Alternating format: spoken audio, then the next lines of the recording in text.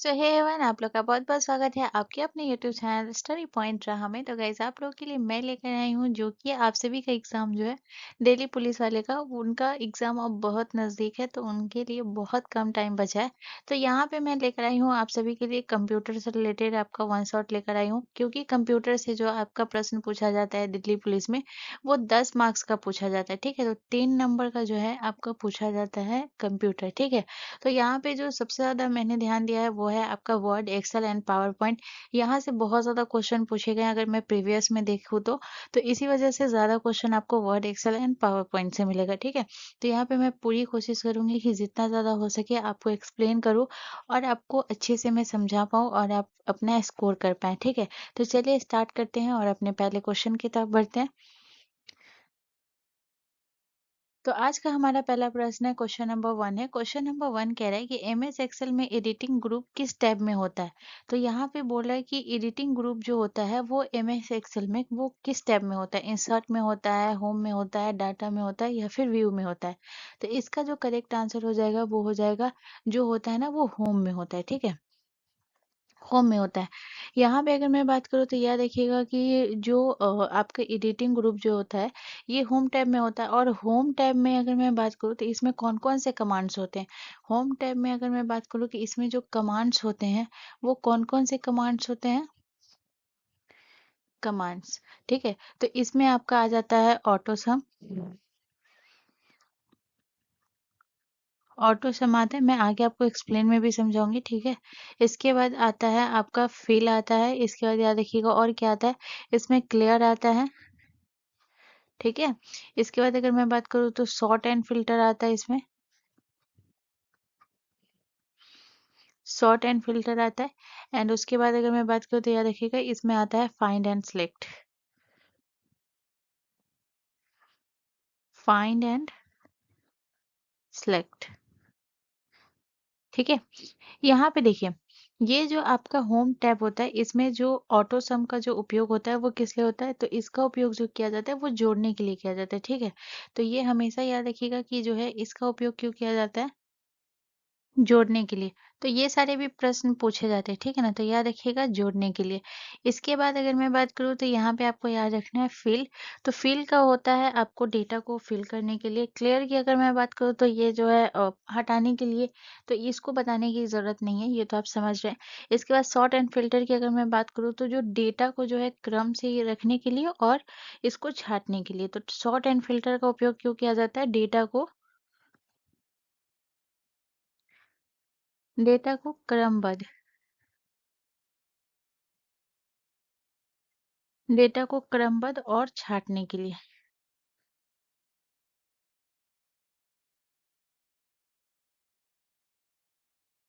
छाँटने के लिए, ठीक है। एंड फाइंड एंड सिलेक्ट की अगर मैं बात करूँ तो ये होता है जो है डेटा को खोजने के लिए। डेटा को खोजने के लिए, कोई भी विशेष चीज़ अगर आपको खोजना है डेटा में तो इसको खोजने के लिए फाइंड एंड सिलेक्ट का उपयोग किया जाता है। तो यहाँ पे ये पॉइंट आप याद रखिएगा कि होम टैब में जो होता है वो क्या-क्या होता है ये आपको याद रखना है। ठीक है, इसके मैं कमांड्स बता रही हूँ। यहाँ पे चलिए मैं आगे आपको और क्या समझाती हूँ। देखिए, ये है आपका होम टैब। ठीक है ना, आप पिक्चर में देख रहे हैं, यहाँ पे जो मैं सर्कल कर रही हूँ ये आपका होम टैब है। अब इसमें पूछा जाता है कभी कभी होम टैब के अंदर क्या क्या आता है, कभी कभी इंसर्ट के अंदर क्या क्या आता है, पेज लेआउट के अंदर क्या क्या होता है, फॉर्मूलाज के अंदर क्या होता है, डेटा के अंदर क्या होता है, ये आपको पता होना चाहिए। ठीक है, क्योंकि ये बहुत बार एग्जाम में पूछा गया। जैसे अगर मैं बात करूँ जो आपका होम टैब होता है, ठीक है ना, तो होम टैब के अंदर क्या क्या होता है ये मैं आपको लिखा रही हूँ। ठीक है, तो यहाँ पे कलर चेंज कर लेते हैं, क्योंकि अगर सेम सेम कलर करूंगी तो दिक्कत हो जाएगा। तो यहाँ पे कलर चेंज कर लेते हैं। तो यहाँ पे हम ले लेते हैं ब्लैक कलर। ठीक है, तो होम के अंदर क्या क्या होता है, तो होम के अंदर आता है आपका क्लिपबोर्ड आता है। क्लिपबोर्ड, ठीक है, ये आपको बहुत बेसिक सा चीज लग रहा होगा, बट आप प्रीवियस ईयर देखेंगे ना तो आपको यहाँ से बहुत सारे क्वेश्चन पूछे जाते हैं। तो ये आपके लिए बहुत इंपॉर्टेंट है। ठीक है, तो इसके बाद फॉन्ट आता है, तो ये होम टैब के अंदर ही आता है। इसके बाद अलाइनमेंट भी जो आता है ना ये आपका होम टैब के अंदर ही आता है। ठीक है, इसके बाद आपका हो गया नंबर हो गया, ये भी होम टैब के अंदर आता है, नंबर हो गया। देन इसके बाद अगर मैं बात करूँ तो और आपका हो गया स्टाइल हो गया, स्टाइल्स हो गया, ठीक है। इसके बाद सेल हो गया, एंड इसके बाद अगर मैं बात करूँ तो एडिटिंग हो गया।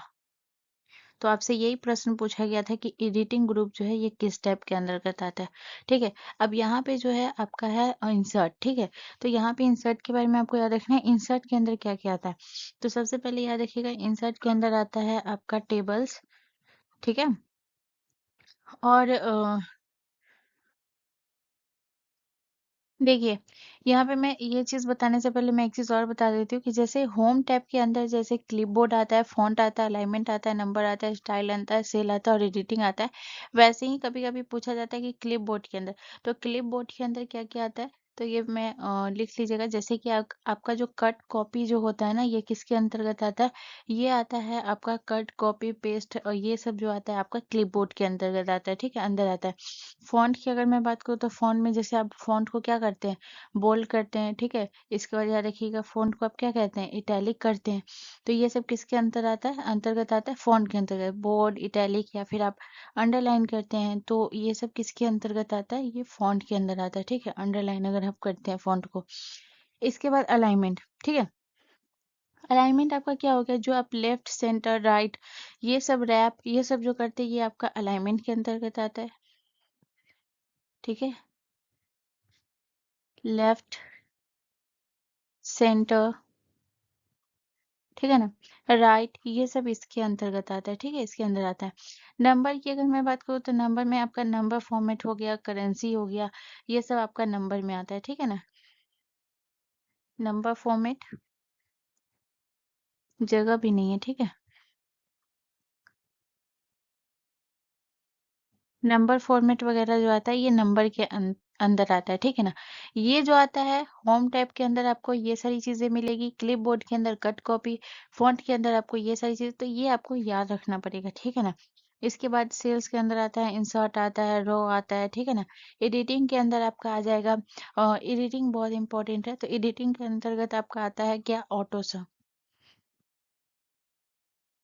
और इसी एडिटिंग के अंतर्गत कौन-कौन से कमांड आते हैं जो कि मैं आपको पहले क्वेश्चन पे लिखाई हूँ, जैसे ऑटो सम आता है, फिल आता है, ठीक है ना?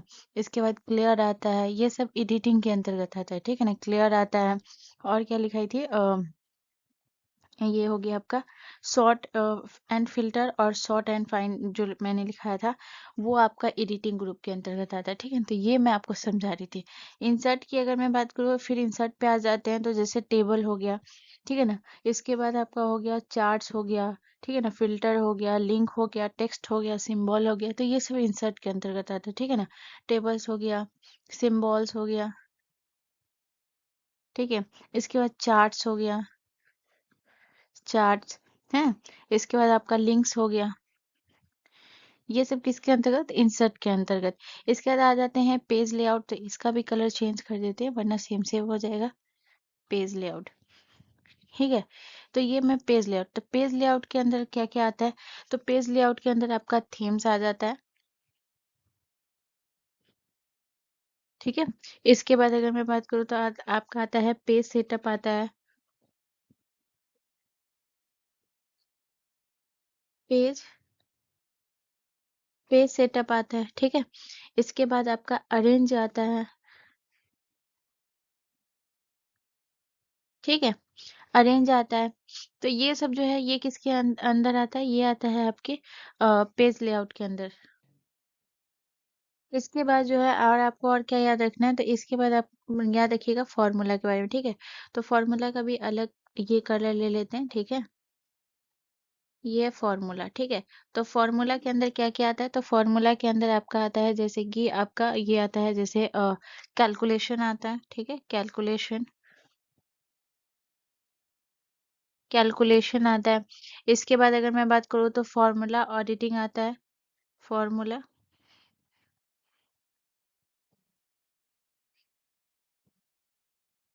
ऑडिटिंग, ठीक है। तो ये सब आता है आपका फॉर्मूला के अंदर, ठीक है। इसके बाद अगर मैं डाटा के अंदर की बात करूँ तो जैसे सॉर्ट एंड फिल्टर डाटा में भी आता है, डाटा टूल्स आता है, आउटलाइन आता है, ये डाटा के अंदर आता है, ठीक है ना। इसके बाद अगर मैं व्यू की बात करूँ तो जो जूम वगैरह होता है, शो होता है, ये सब आपका आता है व्यू के अंदर, ठीक है ना। तो जब आप होम पे डबल क्लिक करेंगे तो ये सारे आपको ऑप्शंस मिलेंगे, इंसर्ट पे क्लिक करेंगे तो ये सारे ऑप्शंस मिलेंगे, ठीक है। तो ये आपको याद रखना है, ये बहुत इंपॉर्टेंट चैट्स है जो अभी मैं आपको स्क्रीन पे दिखा रही हूँ, ठीक है। चलिए नेक्स्ट क्वेश्चन की तरफ चलते हैं। अगला क्वेश्चन हमारा क्वेश्चन नंबर 2 है गाइस। क्वेश्चन नंबर 2 कह रहा है कि एक्सेल के फॉन्ट साइज ड्रॉप डाउन में कौन सी रेंज दिखती है, ठीक है ना। तो एक्सेल का जो फॉन्ट साइज में जो ड्रॉप डाउन होता है उसमें कौन सी रेंज दिखती है, देखिए आप यहाँ पे जो पिक्चर देख रहे हैं, यहाँ पे मैं पिक्चर पे देखिए, ठीक है। ये हो गया आपका ड्रॉप डाउन, ठीक है। इस तरीके से जो आपको नीचे तक दिख रहा है ना, ये हो गया आपका ड्रॉप डाउन, ठीक है। तो ये फॉन्ट साइज का ड्रॉप डाउन हो गया। तो इसमें कौन सी रेंज दिखती है, तो देखिए आप यहाँ से अगर आप देखेंगे ना तो ये आपका दिख रहा है कहाँ से, जहाँ पे मैं रेड कलर से सर्कल करूंगी, जब आप यहाँ पे देखेंगे तो ये आपका दिख रहा है 8, ठीक है। तो ये 8 से लेके कितना तक दिख रहा है, 72 तक दिख रहा है। तो इसका करेक्ट आंसर क्या हो जाएगा, ऑप्शन जो हमारा बी है ना, करेक्ट आंसर हो जाएगा, ठीक है, बी। उसके बाद पूछा जाता है एग्जाम में, एक बार पूछा गया था आपसे कि एक्सेल में जो फॉन्ट साइज जो मैनुअली होता है वो कितने से जो है कितने तक कितने पीटी में जो है सेट किया जा सकता है। तो ये भी चीज आप याद रखिएगा। यहाँ पे जो मैं पॉइंट लिखा रही हूँ इसे आपको नोट करना है। पहला पॉइंट आपको क्या लिखना है, जो फॉन्ट साइज है, फॉन्ट साइज मैनुअली 1 पीटी से 409 पीटी, ठीक है ना, 409 पीटी तक जो है सेट किया जा सकता है,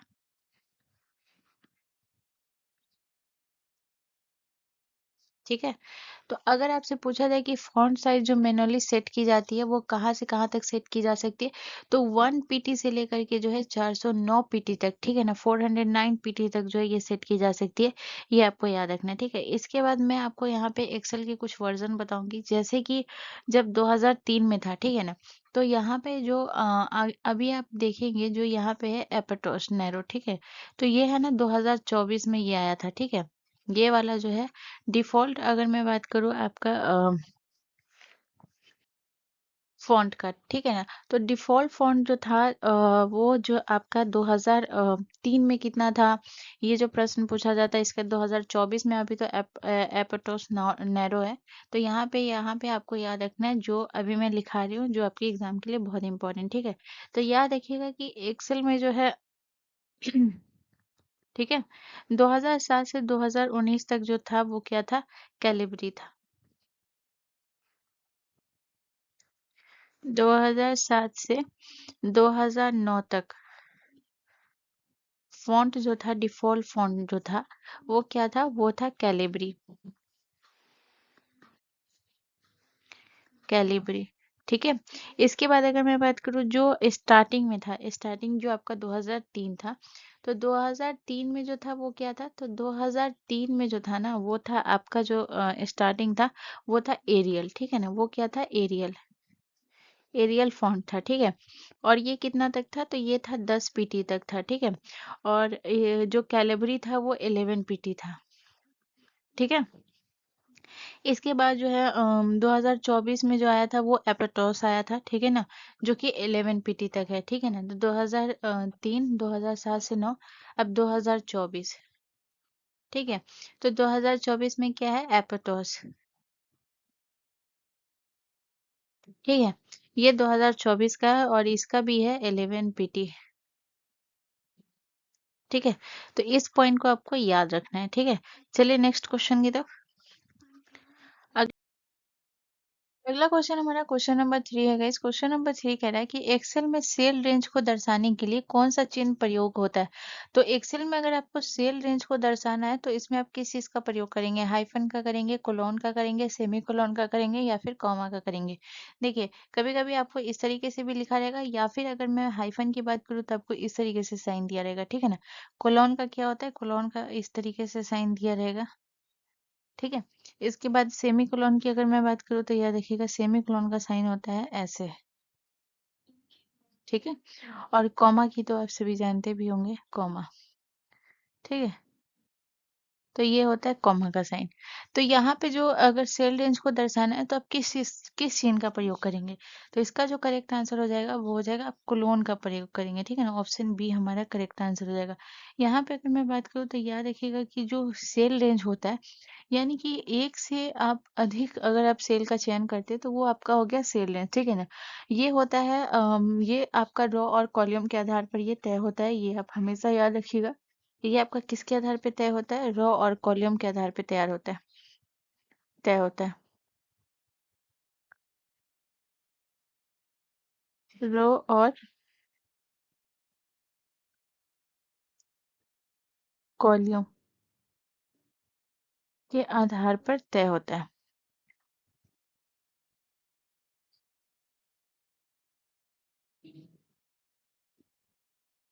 ठीक है। यहाँ पे अगर मैं बात करूँ तो याद रखिएगा कि जो ये हमेशा कैसे लिखा जाता है, जो स्टार्टिंग सेल होता है और एंडिंग सेल होता है, ठीक है। जैसे अगर मैं बात करूँ तो याद रखिए कि रो और कॉलम के आधार पर जो तय होता है, जैसे आपका क्या हो सकता है, जैसे आपका होगा A1, फिर कोलोन A5। तो उसके बाद क्या हो जाएगा, जैसे ए आपका क्या हो जाएगा, ए आपका हो जाएगा कॉलम और वन आपका रो हो गया, ठीक है ना। एक आपका क्या हो गया, ए आपका हो गया कॉलम और जो वन आपका हो गया ये हो गया आपका रो, ठीक है ना। यहाँ पे जो है, यहाँ पे एक रो से जो है कितना हो गया, रो 5 तक जितना भी सेल हो गया, अगर ये सिलेक्ट हुआ है, ठीक है ना, A1 और A5 जो आपका सिलेक्ट हुआ है, तो वन रो से जो है कितना हो जाएगा, रो 5 तक हो जाएगा, ठीक है ना। कितना हो जाएगा, रो 5 तक, रो 5 तक सभी सेल हो जाएगा। इसी को हम क्या कहेंगे, सेल रेंज कहेंगे। अगर आपने जो है सभी सेल, जैसे आपने A1 से A5 अगर आपने किया है तो A1 रो से रो तक जो है 5 रो तक सभी सेल जो है ये आपका सेल रेंज कहलाएगा, ठीक है ना। यहाँ पे अगर मैं बात करूँ तो जैसे कि अगर मैं आपको बता दूं, जैसे कि A1 और B5 जो है ये आपका एक रो से सभी सेल हो गया। जैसे एक और एग्जांपल ले लेते हैं, जैसे C3 C10, ठीक है ना। तो कभी कभी ये पूछा भी जाता है एग्जाम में। जैसे दूसरा हम एग्जांपल लेते हैं, ये तो हो गया पहला, दूसरा एग्जांपल लेते हैं C3 C10, ठीक है। ये आपका दूसरा एग्जाम्पल है। तो इसमें क्या हो जाएगा, इसमें हो जाएगा कि जो कॉलम सी में जो है रो 3 से 10 तक जो है सभी सेल हो जाएगा, ठीक है ना। कॉलम सी में, कॉलम सी में रो 3 से 10 तक के सभी सेल, सभी सेल, ये आपका क्या हो जाएगा, सेल रेंज हो जाएगा, ठीक है। इसको सिलेक्ट कैसे करते हैं, तो ड्रैग करके, जैसे माउस से जो आप स्टार्टिंग सिलेक्ट पे क्लिक करेंगे और जहां तक आपको सेल लेना है वहां तक आप खींचेंगे तो ये सिलेक्ट हो जाएगा, ठीक है ना। आप हमेशा याद रखिएगा कि जब एक्सेल में जो है सेल रेंज को आप सिलेक्ट करते हैं तो जो सेल पहले सिलेक्ट होता है ना उसका नाम जो है वो नेम बॉक्स में शो होता है। ये पॉइंट आप हमेशा याद रखिएगा, ठीक है। तो ये पूछा भी जाता है, ये आप स्टार देकर इस पॉइंट को याद रखिए। याद रखिएगा कि जब हम एक्सेल में सेल रेंज जो रेंज को जो है सिलेक्ट करते हैं, ठीक है ना, एक्सेल में रेंज को सिलेक्ट करते हैं,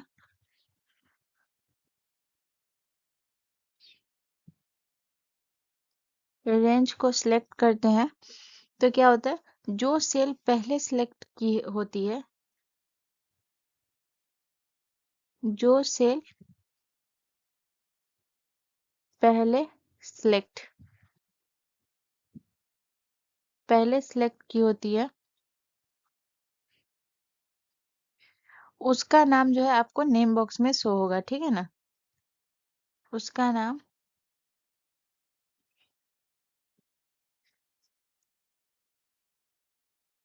नेम बॉक्स में शो होता है।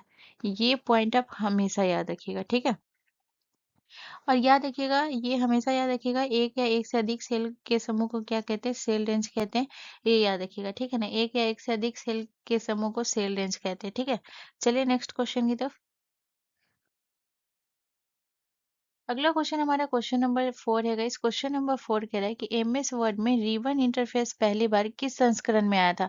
तो जो रिबन संस्करण होता है जो आप यहाँ पे देख रहे हैं, जैसे कि आप यहाँ पे देख रहे हैं, यहाँ पे फॉन्ट है, इसके बाद आप यहाँ पे अलाइनमेंट वगैरह का देख रहे हैं, बोल्ड है।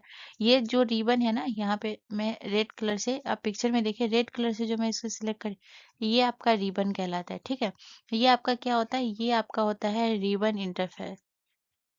रिबन इंटरफेस, ठीक है। तो ये इसका जो है आपसे पूछ रहा है कि इसका जो पहली बार जो है ये किस संस्करण में आया था। तो पहली बार जो ये आया था गाइस, याद रखिएगा, ये आया था आपका वर्ड 2007 में। ठीक है, तो ऑप्शन डी हमारा करेक्ट आंसर हो जाएगा। अब 2007 से पहले क्या था। तो 2007 से पहले आप याद रखिएगा कि जो पहली बार जो रिबन फेस आया था, उससे पहले आपका क्या था। इससे पहले लोग आपका जो है मेन्यू बार या फिर टूल बार का इस्तेमाल करते थे। ठीक है ना, तो याद रखिएगा इससे पहले किसका इस्तेमाल करते थे। तो इससे पहले आपका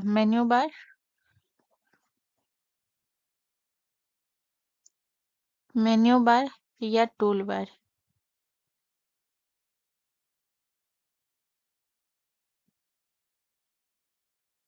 टूल बार का उपयोग करते थे।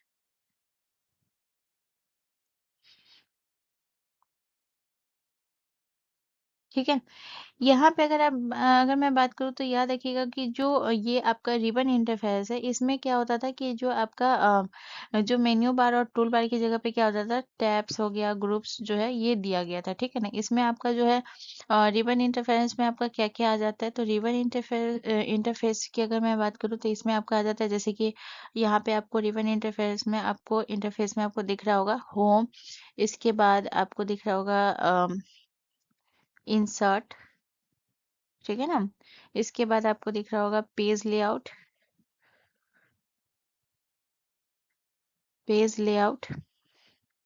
ठीक है, इसके बाद रेफरेंसेस,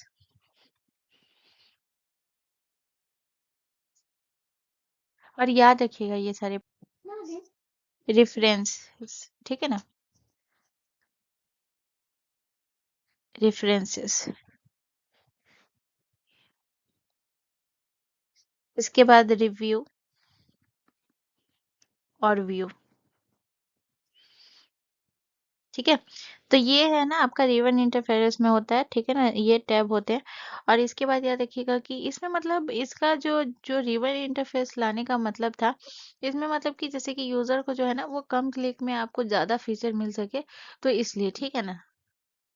उसके बाद जब रिवन इंटरफेस जो 2007 में लॉन्च हुआ था, तो 2007 में जब इसे लॉन्च किया गया था, तब इसमें जो है आपका वर्ड, एक्सेल, पावर पॉइंट और एक्सेस में ये शामिल था। ठीक है ना, रिवन इंटरफेस जब लॉन्च हुआ था, याद रखिएगा, रिबन इंटरफेस इंटरफेस लॉन्च हुआ था, कब हुआ था, लॉन्च हुआ था 2007 में। ठीक है, लॉन्च हुआ, तब इसमें क्या क्या शामिल था, तब यहाँ पे याद रखिएगा, जो लॉन्च किया गया था, तो लॉन्च हुआ तो इसमें तो वर्ड, एक्सेल, इसके बाद पावर पॉइंट और याद रखिएगा एक्सेस, एक्सेस में शामिल था।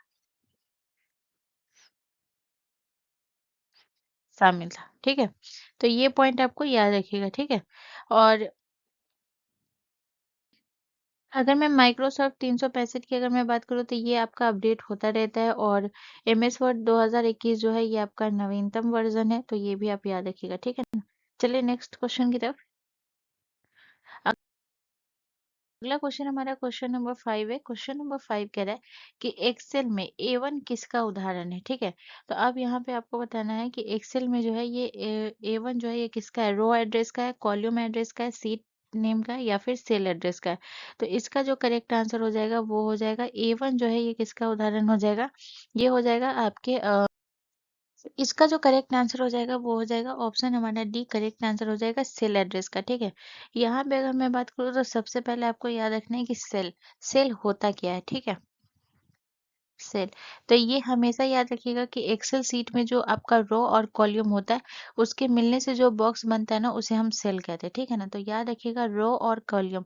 रो को हिंदी में क्या कहते हैं? पंक्ति। रो और कॉलम।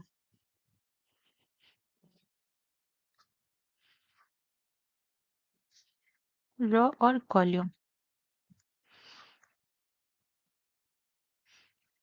ठीक है। रो और कॉलम, कॉलम मतलब क्या होता है? स्तंभ। रो और कॉलम के मिलने मिलने से जो बॉक्स बनता है, ठीक है ना, जो बॉक्स बनता है, मैं कितना क्लियरली लिख रही हूँ, ठीक है ना, जो बॉक्स बनता है उसे सेल कहते हैं। उसे सेल कहते हैं, ठीक है। जैसे अगर आप देखेंगे कि जो आपके रो और कॉलम से जो आपका एक बॉक्स बना है, यहाँ पे आप मैं पिक्चर में देख सकते हैं जिसे मैं सर्कल कर रही हूँ। तो ये आपका क्या बन गया? एक बॉक्स बन गया। तो इसी बॉक्स को हम क्या कहते हैं? इसी बॉक्स को हम सेल कहते हैं, ठीक है ना। तो रो और कॉलम के मिलने से आपका जो बनता है उसे हम सेल कहते हैं। यहाँ पे अगर मैं बात करूँ तो याद रखिएगा कि सेल एड्रेस में क्या होता है? कॉलम पहले और रो बाद में लिखा जाता है, ठीक है ना। तो सेल एड्रेस में आपको क्या पॉइंट याद रखना है? सेल एड्रेस में याद रखना है कि जो सेल एड्रेस में हमेशा जो कॉलम होगा वो पहले होगा और रो बाद में होगा, ठीक है ना। तो सेल एड्रेस में कॉलम पहले होगा और रो बाद में होगा।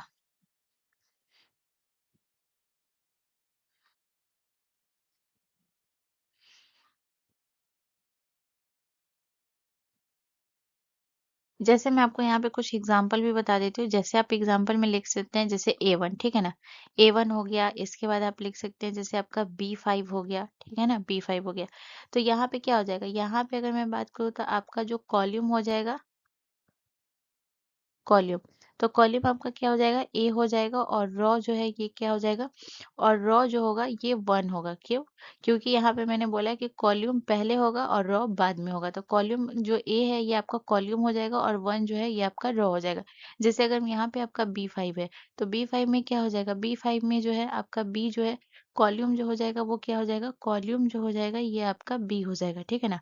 और रॉ आपका क्या हो जाएगा? और रॉ आपका 5 हो जाएगा, ठीक है ना। तो ये आपको याद रखना है, ठीक है। चलिए नेक्स्ट क्वेश्चन की तरफ।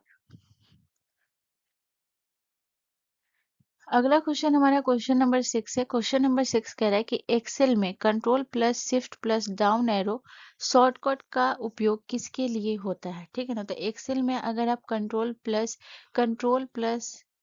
शिफ्ट प्लस, ठीक है ना, शिफ्ट प्लस आप डाउन और एरो को प्रेस करते हैं, तो ये क्या हो जाएगा? एक सेल नीचे चयन करता है, या फिर ऑप्शन बी बोला है कि कॉलम में नीचे के सभी सेल का चयन करता है, या फिर ऑप्शन सी आपको बोला है कि पूरी पंक्ति, पंक्ति मतलब रॉ, तो रॉ का जो है ये चयन करता है, यानी पूरी रॉ का चयन करता है, या फिर अंतिम सेल पर जाता है। तो ये बताइए इसको प्रेस करने से क्या होता है? तो इसका जो करेक्ट आंसर हो जाएगा वो हो जाएगा ऑप्शन बी हमारा करेक्ट आंसर हो जाएगा। कॉलम में नीचे की सभी सेल का चयन करता है, तो अगर आप इसको प्रेस करते हैं, ठीक है। जैसे अगर मैं बात करूँ तो यहाँ पे मैं आपको कुछ लिखा रही हूँ, कुछ और भी एग्जांपल इसी से रिलेटेड। जैसे पहला ले लेते हैं शिफ्ट प्लस आप जो है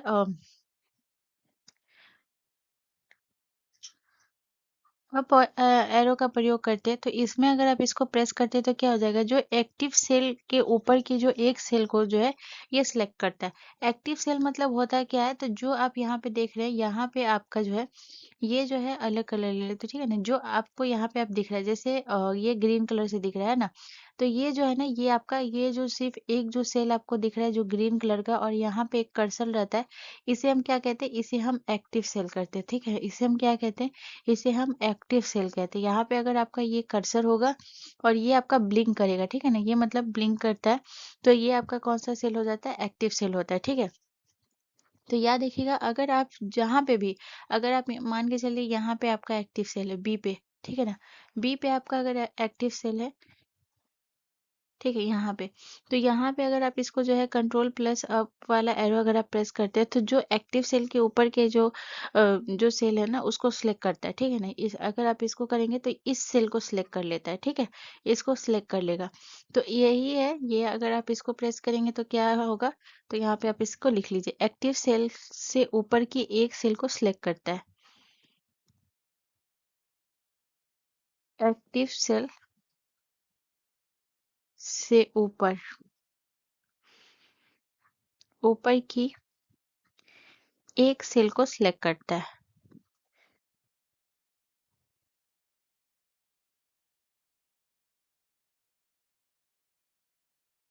सिलेक्ट करता है, ठीक है।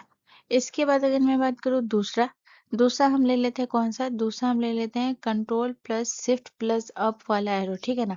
ये आपका कौन सा हो जाएगा, कंट्रोल प्लस,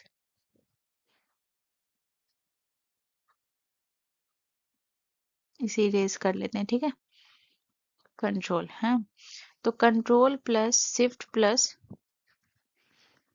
अप एरो, ठीक है ना। तो ये वाला एरो अगर हम प्रेस करते हैं तो क्या होगा, तो ये वाला जो हम प्रेस करेंगे तो ऊपर का जो सभी सेल है ना वो क्या करेगा, उसको सिलेक्ट कर लेगा, ठीक है। तो याद रखिएगा ऊपर के सभी सेल को सिलेक्ट कर लेगा, ऊपर के सभी सेल को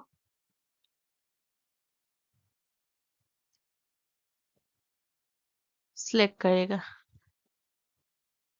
सिलेक्ट करेगा, ठीक है।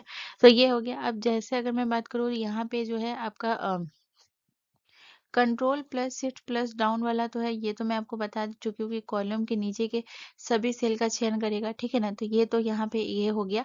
इसके बाद अगर यहाँ पे जो मैं आपको समझाई हूँ कंट्रोल प्लस जो अप एरो है, sorry shift plus up arrow है, अगर यहीं पे अगर आपको ऑप्शन दे दे कि शिफ्ट प्लस, ठीक है ना, शिफ्ट प्लस डाउन एरो, ठीक है। तो शिफ्ट प्लस डाउन एरो तो ये क्या हो जाएगा, जो एक्टिव सेल से नीचे की एक सेल को सिलेक्ट करेगा, ठीक है ना। अगर आपसे पूछा जाए तो इसके बारे में आपको क्या याद रखना है कि एक्टिव सेल के नीचे की एक सेल को, एक्टिव सेल के नीचे नीचे की एक सेल को एक सेल को क्या करेगा, सिलेक्ट करेगा, ठीक है। तो ये आपको याद रखना है। चलिए नेक्स्ट क्वेश्चन की तरफ। अगला क्वेश्चन हमारा क्वेश्चन नंबर 7 है। इस क्वेश्चन नंबर 7 कह रहा है कि एम एस एक्सेल में कितने प्रकार के ओरिएंटेशन होते हैं। तो एम एस एक्सेल में जो है ओरिएंटेशन कितने प्रकार के होते हैं, दो प्रकार के होते हैं, ठीक है। दो प्रकार के ओरिएंटेशन होते हैं। अब यहाँ पे अगर मैं बात करूँ तो यहाँ पे आपको क्या याद रखना है, जैसे अगर मैं बात करूँ तो जो आपका कौन सा दो प्रकार का ओरिएंटेशन होता है, तो अगर आप देखेंगे एक होता है इस तरीके का ओरिएंटेशन और एक होता है आपका इस तरीके का ओरिएंटेशन, ठीक है। इसे हम क्या कहते हैं, जो इस तरीके का होता है उसे हम कहते हैं लैंडस्केप,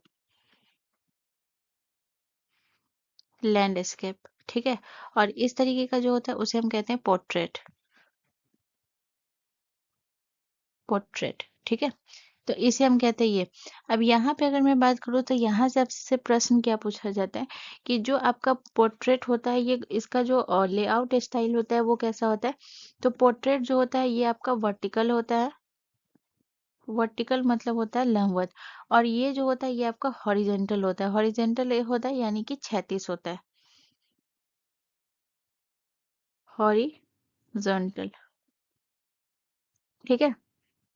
यहाँ पे अगर मैं बात करूँ तो आपसे प्रश्न ये भी पूछा जाता है कि एक्सेल में जो है वो डिफॉल्ट ओरिएंटेशन क्या होता है। तो अगर आपसे पूछा जाए कि डिफॉल्ट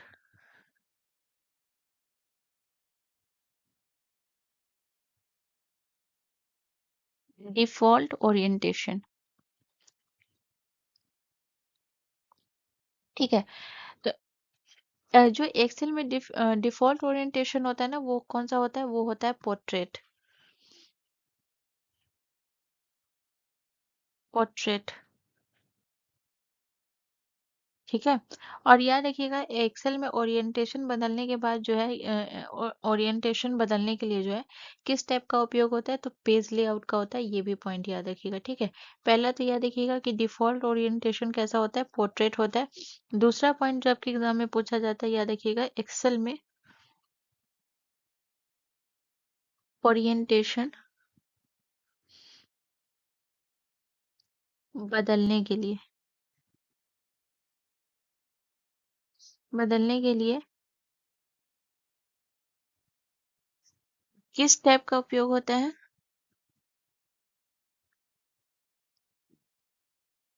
किस टैब का उपयोग होता है। तो याद रखिएगा ये जो है किस टैब का उपयोग होता है, पेज लेआउट का, पेज लेआउट का, ठीक है। चलिए नेक्स्ट क्वेश्चन की तरफ। अगला क्वेश्चन हमारा क्वेश्चन नंबर 8 है गाइस। क्वेश्चन नंबर 8 कह रहा है हमसे कि एक्सेल में टेक्स्ट ओरिएंटेशन का विकल्प किस टैब में होता है। तो बताइए एक्सेल में जो है टेक्स्ट ओरिएंटेशन का जो है विकल्प होता है, ये किस में होता है। तो याद रखिएगा ये जो होता है आपका होम में होता है, ठीक है ना। ऑप्शन सी हमारा करेक्ट आंसर हो जाएगा। यहाँ पे अगर मैं बात करूँ तो टेक्स्ट ओरिएंटेशन, टेक्स्ट ओरिएंटेशन होता क्या है। तो टेक्स्ट ओरिएंटेशन का जो उपयोग होता है ये आपका रेट रोटेट करने के लिए मीन्स मतलब कि टेक्स्ट को घुमाने के लिए, या फिर तिरछा करने के लिए, एंगल करने के लिए, या फिर जो है आपका जो आप हॉरिजेंटल या फिर आप इसे वर्टिकल दिशा में बदलने के लिए जो है इसका उपयोग होता है, ठीक है ना। तो ये आपको मिलता है होम में। होम में जाएंगे, होम टैब में जाने के बाद आपको कहाँ जाना होगा, होम टैब में जाने के बाद आपको अलाइनमेंट ग्रुप में जाना होगा, ठीक है। अलाइनमेंट ग्रुप, ठीक है। अलाइनमेंट ग्रुप में जाने के बाद आपको यहाँ पे ओरिएंटेशन आइकन मिलेगा, ओरिएंटेशन आइकन, ठीक है। तो यहाँ पे आइकन में मिलता है आपका कौन सा, टेक्स्ट ओरिएंटेशन, ठीक है। यहाँ पे अगर मैं बात करूँ तो यहाँ पे आपको याद रखना है कि इसका जो उपयोग होता है टेक्स्ट ओरिएंटेशन का, ये होता है आपका, यहाँ पे आप लिख लीजिएगा, ये जो है याद रखिएगा इसका उपयोग होता है, उपयोग, ठीक है। तो इसका उपयोग क्यों होता है, तो इसका उपयोग होता है रोटेट करने के लिए, यानी टेक्स्ट को घुमाने के लिए। तो याद रखिएगा टेक्स्ट जो है इसको आप रोटेट करने के लिए,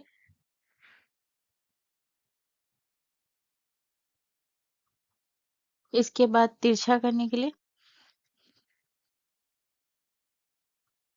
तिरछा, तिरछा करने के लिए,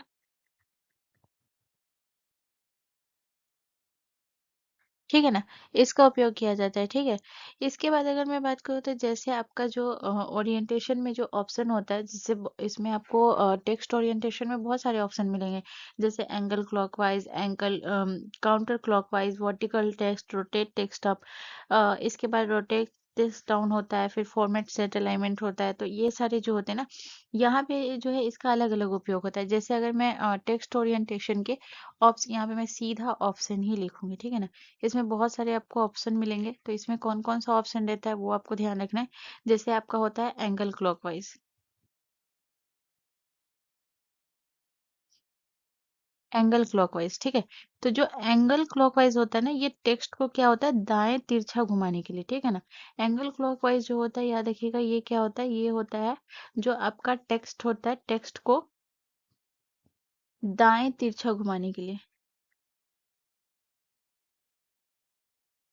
घुमाने के लिए, घुमाने के लिए इसका उपयोग होता है। इसके बाद अगर मैं बात करूँ तो याद रखिएगा जो ये आपका होता है दूसरा कौन सा हो जाएगा, दूसरा हो जाएगा आपका angle counter clockwise, angle counter clockwise, ठीक है। तो एंगल काउंटर क्लॉकवाइज की अगर मैं बात करते याद रखिएगा ये टेक्स्ट को बाएं तिरछा घुमाने के लिए, ठीक है। ये क्या होता है, तो याद रखिएगा ये टेक्स्ट को बाएं तिरछा घुमाने के लिए, ठीक है। आगे आप समझिएगा, सीधे मैं बाएं तिरछा लिख देती हूँ, ठीक है ना। इसके बाद होता है आपका जो है वर्टिकल टेक्स्ट होता है, यानी टेक्स्ट को ऊपर से नीचे दिखाना, ठीक है। तो अब मैं सिर्फ लिख देती हूँ, बाकी आप यहाँ पे याद है, इसका ऑप्शन आपको याद रखना है, इसमें क्या क्या ऑप्शन होता है। जैसे होता है आपका वर्टिकल, वर्टिकल टेक्स्ट मतलब टेक्स्ट को ऊपर से नीचे दिखाना। इसके बाद होता है और कौन सा ऑप्शन होता है, इसके बाद होता है rotate text up, rotate text up, ठीक है ना। ये होता है आपको टेक्स्ट को ऊपर की ओर घुमाना, ठीक है ना। इसके बाद रोटेट टेक्स्ट डाउन होता है। इसके बाद आपका जो होता है फॉर्मेट सेट अलाइनमेंट होता है, ठीक है ना। तो ये लिख लीजिए फॉर्मेट सेल अलाइनमेंट,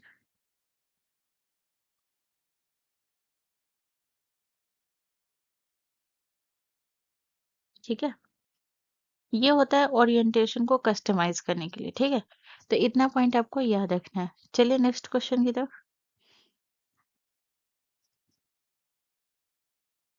अगला क्वेश्चन हमारा क्वेश्चन नंबर 9 है। क्वेश्चन नंबर 9 कह रहा है कि सेल में वर्तमान समय के लिए किस फंक्शन का उपयोग करेंगे। तो अगर आपको सेल में वर्तमान आपको समय के लिए जो है इसका किस जो उपयोग करना होगा वो किसका, तो इक्वल टू टुडे का, इक्वल टू 9 का, या फिर इक्वल टू टाइम का, या फिर इक्वल टू करेंट टाइम का। तो इसका जो करेक्ट आंसर हो जाएगा, अगर आप इक्वल टू नाउ का फंक्शन जो है ये करेंगे तो आपका जो है डेट के साथ साथ आपका समय भी आपका बताएगा, ठीक है ना। तो डेट और टाइम दोनों दिखाता है, ठीक है ना। तो याद रखिएगा अगर आप इस फंक्शन का यूज करेंगे तो इसमें जो है वर्तमान की तारीख और समय को एक साथ दिखाता है, ठीक है ना। वर्तमान वर्तमान की तारीख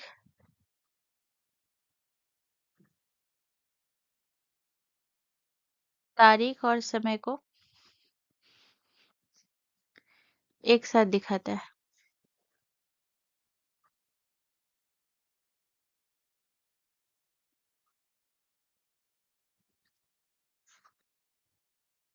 इसके बाद अगर मैं बात करूँ जो इक्वल टू टुडे होता है, ये होता है इसमें केवल तारीख दिखाता है, ठीक है ना। ये क्या करता है, तो ये केवल तारीख दिखाता है।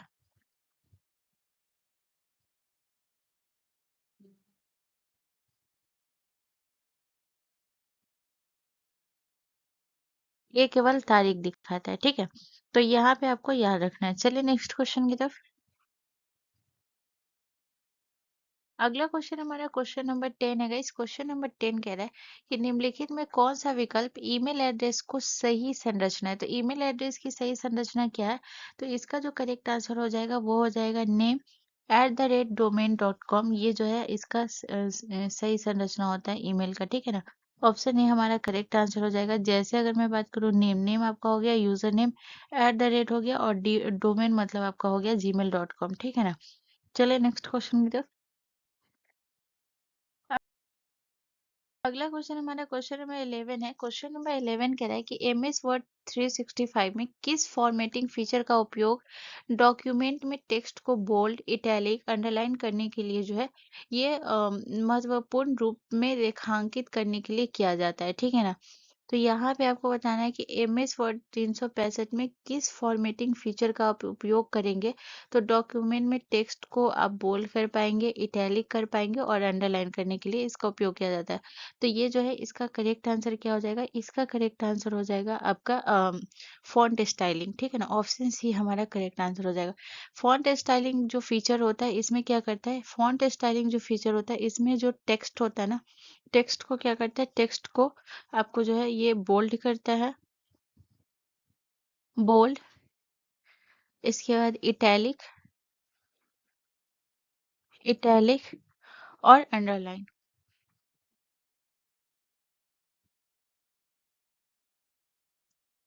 अंडरलाइन करने की सुविधा देता है। सुविधा ही लिख सकते हैं, ठीक है ना, सुविधा, सुविधा देता है, ठीक है। अगर आप शॉर्टकट तरीके से भी इसे आप बोल्ड इटैलिक कर सकते हैं, बट फॉन्ट स्टाइलिंग जो होता है उसमें होता है यहाँ पे इस तरीके से आपको ऑप्शन दिया जाता है, जैसे कि इस तरीके से आपका बोल्ड होता है, ठीक है ना। इस तरीके से आप फीचर्स देखेंगे तो इस तरीके से आपका जो है इटैलिक होता है। इसके बाद इस तरीके से जो होता है आपको इस तरीके से आपका अंडरलाइन होता है, ठीक है ना। तो ये हो गया, इस तरीके से आपको दिया रहता है। अगर मैं बात करूँ कि अगर आपको बोल्ड करने के लिए फॉन्ट को बोल्ड करने के लिए, इटैलिक करने के लिए और अंडरलाइन करने के लिए शॉर्टकट की क्या है बताइए। तो अगर टेक्स्ट को बोल्ड करना है तो इसके लिए जो है इसका शॉर्टकट की है control plus control plus B, ये इसका शॉर्टकट की है। इसके बाद जो इटैलिक होता है जो कि टेक्स्ट को तिरछा करता है, ठीक है। बोल्ड जो है ये क्या करता है, टेक्स्ट को मोटा करता है। इटैलिक जो है ये क्या करता है, टेक्स्ट को तिरछा करता है। तो इसके लिए जो शॉर्टकट की होता है वो होता है कंट्रोल प्लस आई, जो है ये इसका शॉर्टकट की होता है, ठीक है। यहाँ पे सीधा आप आई लिखे, ऐसे आप कंफ्यूज हो जाएगा, ठीक है।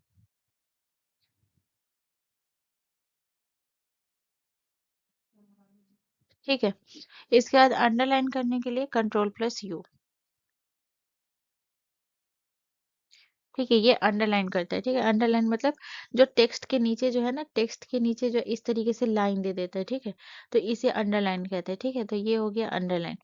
तो इतना पॉइंट आपको याद रखना है। इसमें अगर मैं बात करूँ तो जो आपका जो यहाँ पे जो आपका हाइपर लिंक है, तो हाइपर लिंक जो है ये क्या करता है, टेक्स्ट का लिंक बनाना जो है ये किसका काम होता है, हाइपर लिंक का, ठीक है ना। तो याद रखिएगा, टेक्स्ट को लिंक बनाना,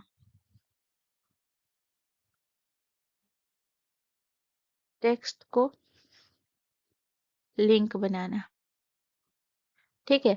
इसके बाद अगर मैं बात करूँ टेक्स्ट रैपिंग, तो टेक्स्ट रैपिंग जो होता है ना, ये टेक्स्ट रैपिंग जो होता है ये इमेज के चारों ओर टेक्स्ट को लपेटना, इसे आप समझ सकते हैं, ठीक है ना।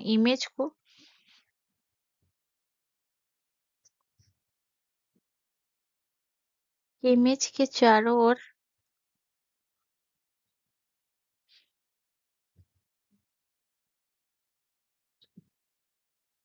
टेक्स्ट को लपेटना, ओके।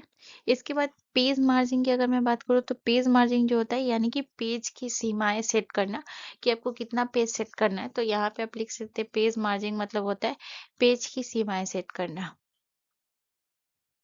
पेज की सीमाएं सेट करना, ठीक है। चलिए नेक्स्ट क्वेश्चन की तरफ। अगला क्वेश्चन हमारा क्वेश्चन नंबर 12 है। इस क्वेश्चन नंबर 12 कह रहा है कि सीट में दूसरे के साथ डेटा को बदलने के लिए शॉर्टकट कुंजी क्या है। तो सीट में दूसरे के साथ डेटा को बदलने के लिए जो शॉर्टकट कुंजी है वो है control plus R, control plus H, या फिर control plus shift plus R, या फिर कंट्रोल प्लस एफ। तो इसका जो करेक्ट आंसर हो जाएगा वो हो जाएगा कंट्रोल प्लस एच, ठीक है ना। ऑप्शन आपका बी करेक्ट आंसर हो जाएगा, ठीक है। कंट्रोल प्लस अगर आर की अगर मैं बात करूँ तो ये आपको याद रखना है कि कंट्रोल प्लस आई जो होता है ये बाई और कॉपी करने के लिए होता है, ठीक है ना। जैसे कोई भी टेक्स्ट इस साइड है, ठीक है, इसको आप कॉपी करते तो ये इस साइड कॉपी हो जाता है, ठीक है ना। तो इसके लिए जो है किसका उपयोग किया जाता है, कंट्रोल प्लस आर का, ठीक है। इसके बाद अगर मैं बात करूँ कंट्रोल प्लस एफ का, तो कंट्रोल प्लस एफ का जो होता है वो ये फाइंड के लिए, ठीक है ना, फाइंड के लिए। कंट्रोल प्लस एफ जो होता है ये फाइंड एंड रिप्लेस दोनों के लिए होता है, और कंट्रोल प्लस एफ जो होता है ये सिर्फ फाइंड के लिए यानी कि सिर्फ खोजने के लिए, ठीक है। ये होता है किसके लिए, खोजने के लिए, ठीक है। और ये याद रखिएगा कि जो कंट्रोल प्लस आर जो है ये आपका फिल है। इसका मतलब होता है कि जैसे कि सेल में डेटा या फिर जो फॉर्मूला को लिखा जाता है तो उसे रॉ में जो है आपके जो है दाईं ओर वाले जो सेल होते हैं उस सेल को क्या करता है, वो कंट्रोल प्लस अगर आप आर को प्रेस करेंगे तो क्या हो जाएगा, जो वो डेटा या फिर जो फॉर्मूला होता है वो दाएं वाले सेल में कॉपी हो जाता है, जो कि मैं आपको समझा चुकी हूँ, ठीक है। चलिए नेक्स्ट क्वेश्चन की तरफ। अगला क्वेश्चन हमारा क्वेश्चन नंबर 13 है। इस क्वेश्चन नंबर 13 कह रहा है कि एक्सेल में इलिस्ट्रेशन ग्रुप किस टैब में होता है।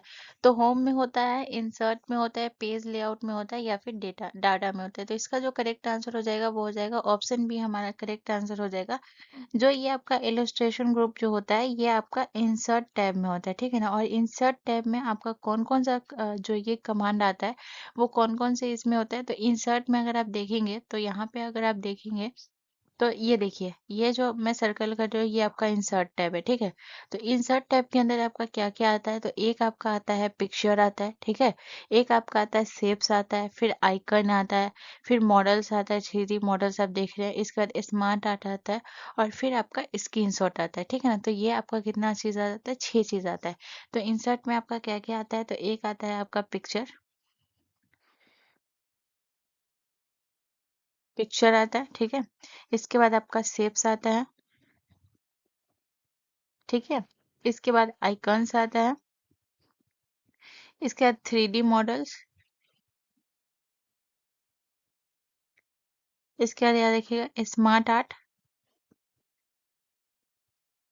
हाँ, एंड इसके बाद याद रखिएगा स्क्रीनशॉट। ठीक है, चलिए नेक्स्ट क्वेश्चन की तरफ। अगला क्वेश्चन हमारा क्वेश्चन नंबर 14 है गाइस। क्वेश्चन नंबर 14 कह रहा है कि स्लाइड मास्टर का क्या उपयोग है। तो स्लाइड मास्टर का क्या उपयोग है, तो ऑप्शन है सभी स्लाइड्स के लिए एक साथ डिजाइन सेट करने के लिए, या फिर ऑप्शन बी स्लाइड को प्रिंट करने के लिए, या फिर ऑप्शन सी एक नई स्लाइड जोड़ने के लिए, या फिर ऑप्शन डी स्लाइड के लिए टेम्पलेट सेट करने के लिए। तो स्लाइड मास्टर का जो है ये क्या उपयोग है ये आपको बताना है। तो इसका जो करेक्ट आंसर हो जाएगा वो हो जाएगा सभी स्लाइड्स के लिए जो है एक साइड डिजाइन सेट करने के लिए जो है आप किसका उपयोग करते हैं, स्लाइड मास्टर का। तो ऑप्शन आपका जो है एक करेक्ट आंसर हो जाएगा। ठीक है, स्लाइड मास्टर में याद रखिएगा एक ये जो फीचर होता है स्लाइड मास्टर का, ये पूरे प्रेजेंटेशन को जो है ना ये क्या करता है कि अगर आप स्लाइड पे ये एक समान काम करता है, ठीक है ना। जैसे अगर मैं बात करूँ जैसे आपका डिजाइन हो गया, तो याद रखिएगा जो स्लाइड मास्टर होता है पहले तो ये याद रखिएगा कि ये जो है ना पूरे प्रेजेंटेशन की स्लाइड पर एक समान काम करता है, ठीक है ना। पूरे प्रेजेंटेशन स्लाइड स्लाइड्स पर एक समान काम करता है।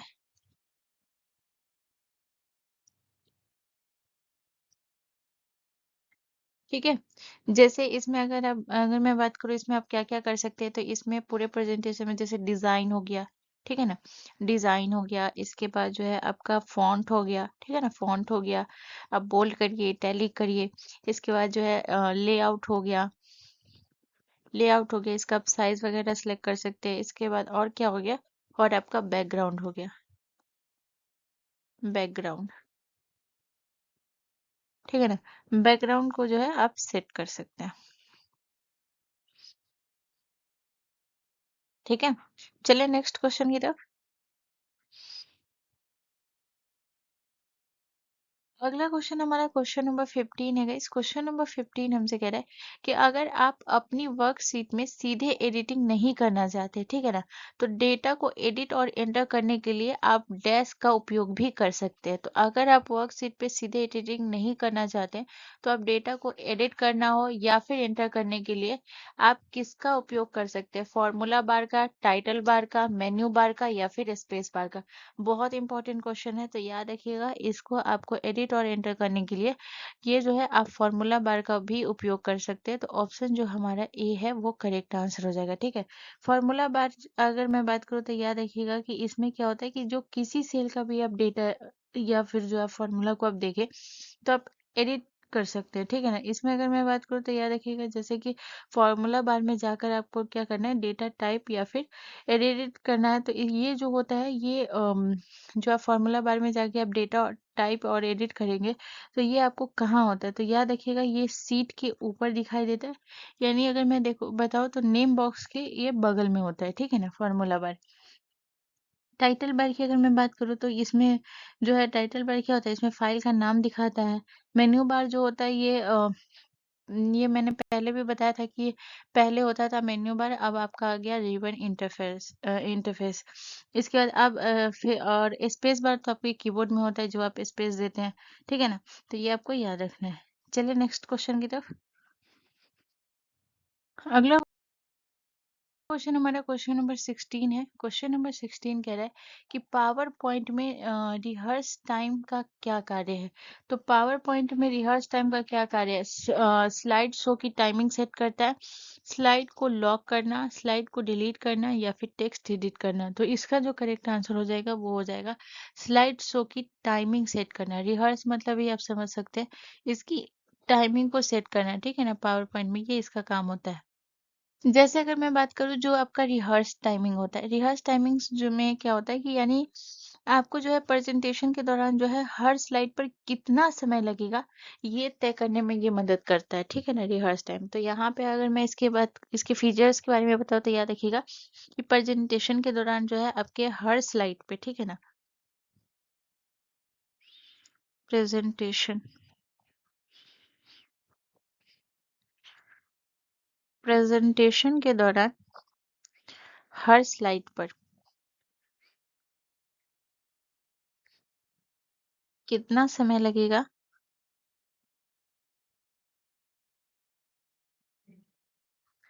कितना समय लगेगा? ये फिक्स करने में मदद करता है।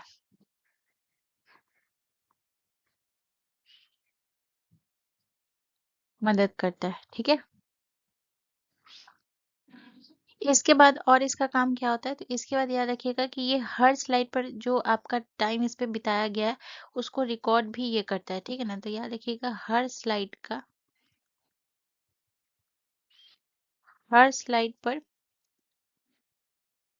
बिताए गए वक्त, ठीक है ना, बिताए गए समय को रिकॉर्ड करता है। समय को रिकॉर्ड करता है। रिकॉर्ड करता है। अब जैसे मैं ही अब अगर जो आपका जो ये अगला स्लाइड था आपका 16, ठीक है ना, जिसमें मेरा क्वेश्चन था पावर पॉइंट में रिहर्स टाइम का क्या कार्य है। तो ये एक स्लाइड हो गया, ठीक है ना। अब इस पे मैंने कितना टाइम इस स्लाइड पे दिया है, इसको भी ये रिकॉर्ड करने, ये जो रिकॉर्ड करेगा ये किसका होगा, इसी का काम होता है, ठीक है ना। इसके बाद अगर मैं बात करूँ तो याद रखिएगा कि ये से आप जो इसका उपयोग सबसे ज़्यादा कब लोग करते हैं, जब आप क्या करते हैं, जब कोई भी जो है ऑटोमेटिक स्लाइड शो या फिर जो रिकॉर्डेड प्रेजेंटेशन को बनाता है उसके लिए ये सबसे ज़्यादा उपयोगी होता है, ठीक है ना। चलिए नेक्स्ट क्वेश्चन की तरफ। अगला क्वेश्चन हमारा क्वेश्चन नंबर 17 है। क्वेश्चन नंबर 17 कह रहा है कि डाटाबेस सॉफ्टवेयर का उदाहरण कौन सा है। तो डाटाबेस सॉफ्टवेयर का बहुत इंपॉर्टेंट क्वेश्चन है। एम एस वर्ड है, एम एस एक्सेल है, एम एस एक्सेस है या फिर एम एस पावर पॉइंट है। तो इसका जो करेक्ट आंसर हो जाएगा वो हो जाएगा ऑप्शन सी, हमारा करेक्ट आंसर हो जाएगा। एमएस एक्सेस जो है ना, ये डाटाबेस सॉफ्टवेयर का उदाहरण है। डाटाबेस सॉफ्टवेयर की अगर मैं बात करूँ तो ये क्या करता है, ये मतलब ये वो प्रोग्राम होता है जो क्या करता है, जो डेटा को स्टोर करता है, ऑर्गेनाइज करता है, मैनेज करता है, रिट्राइव करने में मदद करता है, ठीक है ना। तो याद रखिएगा जो डेटा को store, organise organise manage manage and retrieve करने में मदद करता है, ठीक है। इसके बाद याद रखिएगा कि डाटाबेस सॉफ्टवेयर को ही क्या कहा जाता है, डाटाबेस सॉफ्टवेयर को ही कहा जाता है डाटाबेस मैनेजमेंट सिस्टम भी इसे कहा जाता है, ठीक है ना। तो डाटाबेस मैनेजमेंट मैनेजमेंट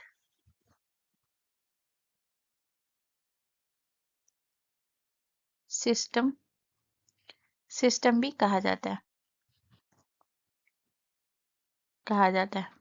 ठीक है।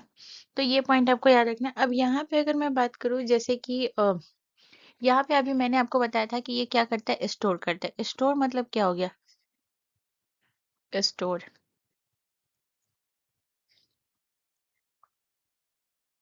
ठीक है। तो स्टोर मतलब ये हो गया जैसे कि संग्रह करना यानी सुरक्षित रखना। तो ये क्या करता है, डेटा को जो है ना, ये क्या करता है, हार्ड डिस्क में सुरक्षित या फिर संग्रह करता है, ठीक है ना। तो याद रखना है कि ये जो है क्या करता है, डेटा को हार्ड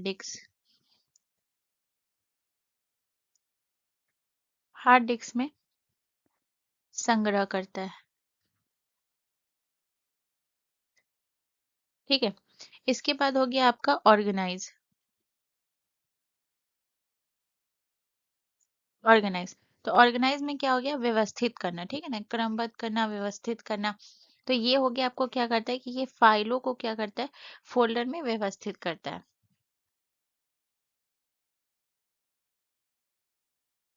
फाइलों को फोल्डर में व्यवस्थित करता है। ठीक है। इसके बाद अगर मैं बात करूँ जो मैनेज करता है, तो जो मतलब यूजर का जो अकाउंट होता है ये सबको मैनेज करता है। और रिट्राइव मतलब होता है, रिट्रीव मतलब होता है आपका जैसे कि पुनः प्राप्त करना, ठीक है ना। तो ये आपको याद रखना है। इसके बाद अगर मैं बात करूँ कि जो डाटाबेस सॉफ्टवेयर होता है ना, इसका उपयोग हर जगह होता है, चाहे वो बैंकिंग हो गया, ई कॉमर्स हो गया, एजुकेशन हो गया, हेल्थ केयर में हो गया, सोशल मीडिया पे हो गया। तो डाटाबेस सॉफ्टवेयर का हर जगह उपयोग होता है, ठीक है ना। यहाँ पे बहुत लोगों को लगता है जैसे कि एम एस एक्सेल, ठीक है ना। एम एस एक्सेल होता है, लेकिन ये बहुत छोटा डेटा को स्टोर करता है, तो ये डाटाबेस सॉफ्टवेयर का उदाहरण नहीं हुआ, ठीक है ना। एम एस एक्सेस होता है, एक्सेल नहीं होता है। एक्सेल में बहुत लोग ऐसे लगता है टैली वगैरह करते हैं, तो ये एक्सेल जो है ना करेक्ट कर देते हैं। एक्सेल नहीं, एक्सेल में छोटा डेटा स्टोर होता है, ठीक है। चलिए नेक्स्ट क्वेश्चन की तरफ। अगला क्वेश्चन हमारा क्वेश्चन नंबर 18 है गाइस। क्वेश्चन नंबर 18 कह रहा है कि ऑपरेटिंग सिस्टम क्या है। तो ऑपरेटिंग सिस्टम जो है ये कंप्यूटर की मेमोरी है, एप्लीकेशन सॉफ्टवेयर है, सिस्टम सॉफ्टवेयर है, या फिर एक हार्डवेयर उपकरण है। तो बताइए इसका जो करेक्ट आंसर हो जाएगा वो क्या हो जाएगा। तो याद रखिएगा कि जो ऑपरेटिंग सिस्टम है आपका, ये आपका जो है सिस्टम सॉफ्टवेयर, यानी कि ये हार्डवेयर और यूजर के बीच का जो है ये क्या करता है, इंटरफेस बनाता है, ठीक है ना। तो ये जो है याद रखिएगा, यहाँ पे जो है आपका ऑप्शन सी करेक्ट आंसर हो जाएगा। सिस्टम सॉफ्टवेयर है, ठीक है। याद रखिएगा ये जो ऑपरेटिंग सिस्टम है, याद रखिएगा ये क्या करता है, कंप्यूटर के हार्डवेयर और सॉफ्टवेयर को नियंत्रित करता है।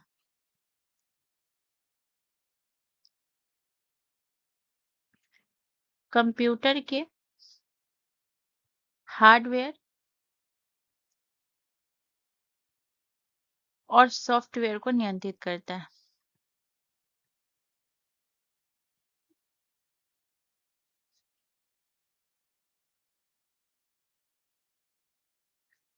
नियंत्रित करता है, ठीक है। इसके बाद अगर मैं बात करूँ तो यहाँ पे आपको याद रखना है कि ये जो है आपका ये यूजर और किसके बीच, यूजर के बीच जो है ये क्या करता है, इंटरफेस बनाता है। तो याद रखिएगा जो उपयोगकर्ता हो गया और कंप्यूटर के बीच क्या करता है, इंटरफेस बनाता है, ये भी याद रखिएगा, ठीक है ना। इसके बाद यहाँ पे अगर मैं बात करूँ तो यहाँ पे आपको याद रखना है कि जो आपका ये ऑपरेटिंग सिस्टम होता है, इसका जो है सबसे ज्यादा लोकप्रिय ऑपरेटिंग सिस्टम कौन कौन सा है। तो यहाँ पे अगर मैं बात करूँ तो यहाँ पे आपको याद रखना है लोकप्रिय ऑपरेटिंग सिस्टम, जिसका बहुत ज्यादा लोगों ने इसका जो है ये किया है, वो आपको याद रखना है, ठीक है ना। लोकप्रिय ऑपरेटिंग सिस्टम, ठीक है।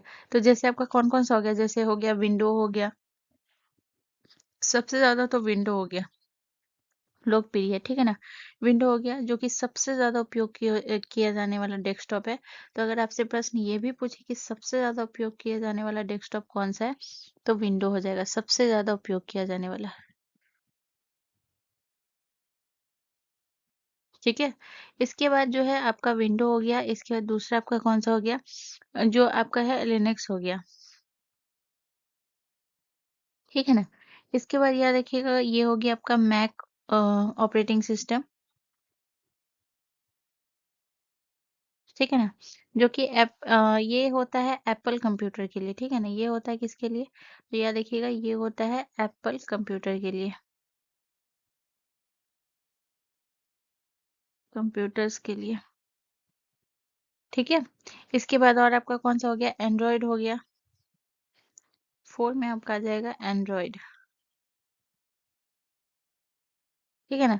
जो कि ये स्मार्टफोन वगैरह के लिए हो गया, ठीक है ना। और जो आपका आईओएस हो गया, ये आईफोन और आईपैड के लिए होता है, ठीक है ना। तो ये आपका किसके लिए हो गया, एंड्रॉयड। तो स्मार्टफोन के लिए, स्मार्टफोन्स के लिए,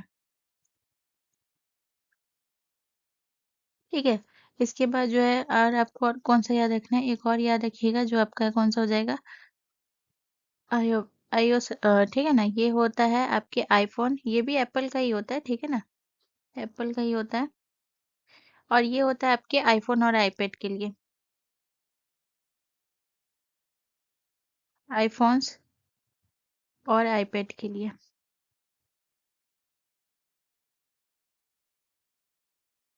ठीक है। यहाँ पे अगर मैं बात करूँ तो जो आपके ऑपरेटिंग सिस्टम है इसका काम क्या होता है। तो ऑपरेटिंग सिस्टम का काम होता है जैसे कि प्रोसेस मैनेजमेंट हो गया, जैसे कि अगर मैं बात करूँ जो सीपीयू पे चलने वाला जो प्रोग्राम होता है, इसको मैनेज करने का काम किसका होता है? ऑपरेटिंग सिस्टम का होता है। जैसे मेमोरी मैनेजमेंट हो गया, आपका फाइल सिस्टम मैनेजमेंट हो गया, डिवाइस मैनेजमेंट हो गया, सिक्योरिटी एंड एक्सेस हो गया, इसके बाद आपका जो है यूजर इंटरफेस हो गया। ये सारा जो है ये इसका सबसे इम्पोर्टेंट काम होता है, ये आपको याद रखना है, ठीक है ना। चलिए नेक्स्ट क्वेश्चन की तरफ। इसके बाद अगर मैं बात करूँ, अगला क्वेश्चन हमारा क्वेश्चन नंबर 19 कह रहा है, क्वेश्चन नंबर 19 कह रहा है कि ब्राउजर में उपयोग होने वाली मुख्य भाषा कौन सी है? तो ब्राउजर में उपयोग होने वाली जो मुख्य भाषा है, जो जावा हो गया, पाइथन हो गया, HTML हो गया या C++ हो गया। तो जो ये ब्राउजर में उपयोग होने वाली भाषा है वो है आपका HTML। तो ये शॉर्ट में है। HTML की अगर मैं बात करूँ, इसका होता है हाइपर टेक्स्ट मार्कअप लैंग्वेज, ठीक है ना। इसका फुल फॉर्म क्या होता है?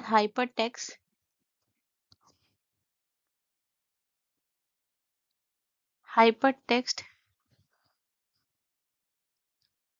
मार्कअप लैंग्वेज, ठीक है ना। जैसे जो आपका जो हाइपर टेक्स्ट होता है, ये क्या करता है? ये लिंक्स को है ना, वेब पेज को दूसरे से जोड़ता है, ठीक है ना। जो आपका हाइपर टेक्स्ट होता है, ठीक है ना, इसके बारे में मैं आपको बता रही हूँ। तो इसका काम क्या होता है? ये होता है लिंक्स, जो एक वेब पेज को दूसरे से जोड़ता है,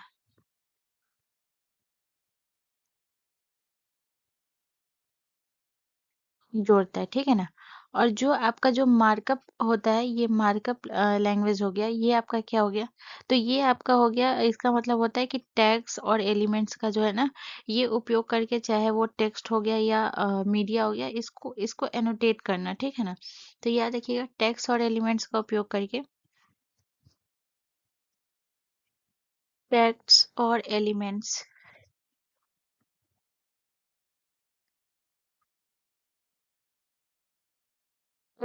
का उपयोग करके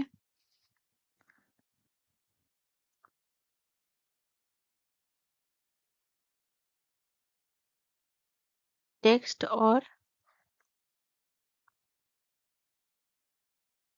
और मीडिया,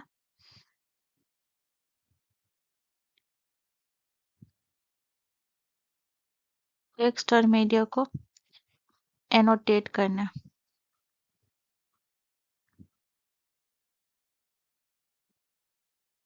ठीक है। तो ये आपको याद रखना है। अब जैसे अगर मैं बात करूँ जो आपका जावा है, तो जावा एक अब क्या है? आपका एक प्रोग्रामिंग भाषा है, ठीक है ना। जो ये क्या करता है? जो एप्लीकेशन डेवलपमेंट में जो है इसका उपयोग होता है जावा का, ठीक है ना। और जो आपका पाइथन हो गया, ये आपका हाई लेवल प्रोग्रामिंग भाषा हो गया, ठीक है ना। तो ये लिख ही लीजिए, ठीक है ना। जावा जो होता है ये क्या होता है? ये होता है आपका ये प्रोग्रामिंग भाषा होता है, प्रोग्रामिंग प्रोग्रामिंग भाषा होता है, ठीक है, भाषा होता है। एंड ये जो आपका पाइथन होता है, ये क्या होता है? ये एक हाई लेवल प्रोग्रामिंग भाषा होता है, ठीक है ना। हाई लेवल प्रोग्रामिंग भाषा होता है, भाषा होता है, ठीक है। और जो आपका C++ होता है, ये एक आपका सिस्टम प्रोग्रामिंग भाषा होता है, ठीक है। चलिए नेक्स्ट क्वेश्चन की तरफ। अगला क्वेश्चन हमारा क्वेश्चन नंबर 20 है। क्वेश्चन नंबर 20 कह रहा है कि डब्ल्यू का पूरा नाम क्या है? तो डब्ल्यू का पूरा नाम क्या है? तो इसका जो करेक्ट आंसर हो जाएगा वो हो जाएगा वर्ल्ड वाइड वेब, ठीक है ना। वर्ल्ड वाइड वेब, ये आपका कहाँ है? World wide web, option A में है, ठीक है। तो ऑप्शन ए हमारा करेक्ट आंसर हो जाएगा। अगर मैं बात करूँ तो यहाँ पे आपको याद रखना है कि इसका जो डब्ल्यू का जो आविष्कार हुआ था, ये कब हुआ था? आविष्कार, ठीक है। तो इसका आविष्कार कब हुआ था? तो ये हुआ था आपका 1989 में इसका आविष्कार हुआ था। और किसने इसका आविष्कार किया था? तो इसका आविष्कार किया था जो इसका नाम है टिम बर्नर-ली ने जो है इसका आविष्कार किया था। इसके आविष्कारक कौन थे? टिम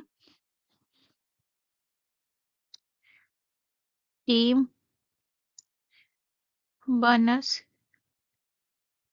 ली, ली ने इसका आविष्कार किया था और जो 1990 से 91 के बीच जो है इसे जो है पूरा सार्वजनिक रूप से इसे उपलब्ध कराया गया था, ठीक है ना? तो याद रखिएगा। और अगर मैं बात करूँ ये डब्ल्यू का जो है ये कार्य क्या है, यानी इसका काम क्या होता है? तो अगर मैं कार्य की बात करूँ तो याद रखिएगा इसका कार्य होता है जो वेब पेज के जो हाइपर टेक्स्ट ट्रांसफर प्रोटोकॉल जो होता है इसके माध्यम से क्या होता है एक्सेस किया जाता है, ठीक है ना?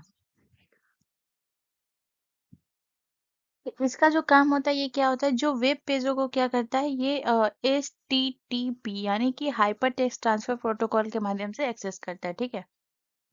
वेब पेजों को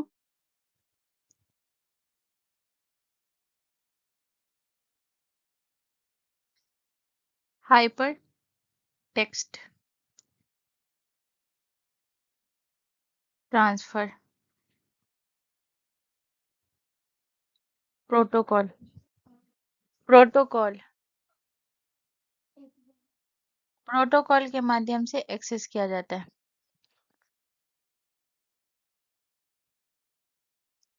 एक्सेस किया जाता है। तो ये पॉइंट आप याद रखिएगा, ठीक है?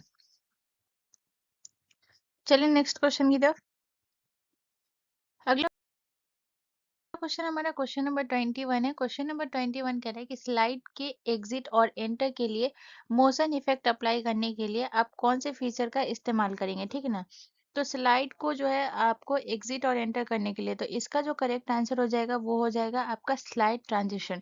तो स्लाइड ट्रांजिशन का उपयोग करेंगे तो इसका जो है ना ये मोशन इफेक्ट होता है, यानी कि जो जैसे कि अगर मैं इसका एग्जांपल बताऊं स्लाइड ट्रांजिशन का, तो इसका एग्जांपल क्या हो जाएगा, इसका एग्जांपल हो जाएगा जैसे आपका फेड हो गया, ठीक है ना? फेड हो गया, इसके बाद जूम हो गया, ठीक है? इसका पुश हो गया। तो ये होता है, ठीक है? चलिए नेक्स्ट क्वेश्चन की तरफ।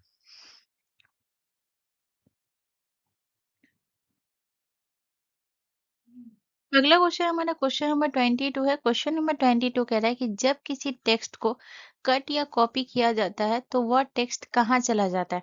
तो जब भी आप कोई टेक्स्ट को कॉपी या फिर जो है कट करते हैं तो इसका जो है ये कहाँ चला जाता है? तो इसका करेक्ट आंसर हो जाएगा ये चला जाता है आपका क्लिपबोर्ड में, ठीक है ना? ऑप्शन सी हमारा करेक्ट आंसर हो जाएगा, ठीक है? क्लिपबोर्ड में, यानी कि जो है यहाँ पे ये क्लिपबोर्ड क्या होता है, ये एक अस्थायी मेमोरी होता है, ठीक है ना? क्लिपबोर्ड आपका क्या होता है, अस्थायी मेमोरी, अस्थायी मेमोरी होता है, ठीक है ना? जहाँ पे ये क्या करता है जो कट, ठीक है? इसके बाद अगर मैं नोटपैड की बात करूँ तो नोटपैड जो होता है ये आपका क्या है, तो नोटपैड जो है ना ये आपका जो है एक टेक्स्ट एडिटर सॉफ्टवेयर है, ठीक है ना? टेक्स्ट एडिटर सॉफ्टवेयर है। और नोटपैड के बारे में आपको क्या याद रखना है, नोटपैड में इसमें कोई फॉर्मेटिंग नहीं है, जैसे कि आपका जो बोल्ड होता है, इटैलिक होता है, अंडरलाइन होता है, इसमें फॉर्मेटिंग नहीं होता है, ठीक है ना? तो याद रखिएगा इसमें क्या नहीं होता है, इसमें फॉर्मेटिंग नहीं होता है,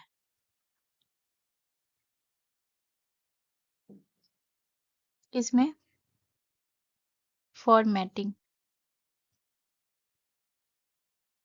नहीं होता है।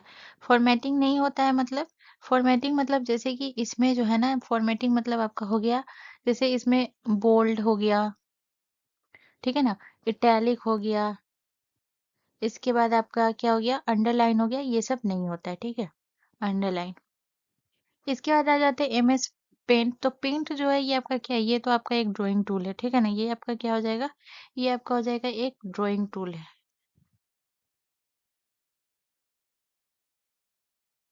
ठीक है? चलिए नेक्स्ट क्वेश्चन की तरफ। अगला क्वेश्चन हमारा क्वेश्चन नंबर 23 है गाइस। क्वेश्चन नंबर 23 कह रहा है कि पावर पॉइंट में लेआउट कितने प्रकार के होते हैं? तो पावर पॉइंट में जो लेआउट होता है वो कितने प्रकार का, एक प्रकार का, दो प्रकार का, तीन प्रकार का या फिर चार प्रकार का? तो ऑप्शन डी हमारा करेक्ट आंसर हो जाएगा। पावर पॉइंट में जो लेआउट होता है वो चार प्रकार का होता है, ठीक है? चार प्रकार का लेआउट होता है, तो कौन कौन सा चार प्रकार होता है? तो एक होता है आपका टाइटल स्लाइड, ठीक है? पहला आपका क्या हो गया, टाइटल स्लाइड, ठीक है?